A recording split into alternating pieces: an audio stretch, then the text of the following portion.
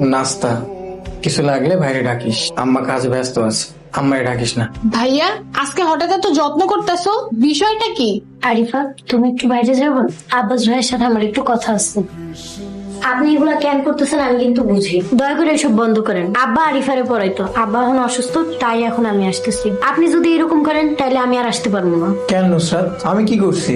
আপনি কি করছেন সেটা আপনি খুব ভালো করেই জানেন। আব্বা আরিফারে পড়ায় 1000 টাকা হাদিয়া পাইতো, দয়া করে সেই রাস্তাটা বন্ধ করেন না। এই টাকাটা আমাকে সংসারে খুবই দরকার। আমি আসলে যদি পড়ার পরিবেশ নষ্ট হয় তাহলে আমি আর সামনে আসবো না। নাস্তাটা করে যে। আজকে তাইলে আসি। আসসালামু আলাইকুম। কয়টা টাকা পয়সা হয়েছে, এখন কয়টা দিন আরামে চলন যাবো নিশ্চিন্তে। আল্লাহ যে আমার এই সর্বনাশ করছে তারে কঠিন শাস্তি দিও আল্লাহ, তারে পানি দিও না আল্লাহ, মরার সময় আল্লাহ। কাকা সামনে আসেন। আপনারা কে এমন সর্বনাশ করলো যে আপনার আল্লাহরে নামায় ফেলাইতেছেন, অভিশাপ দিতেছেন? কাল রাইতে আমার গাই গরুটা চুরি হয়ে গেছে।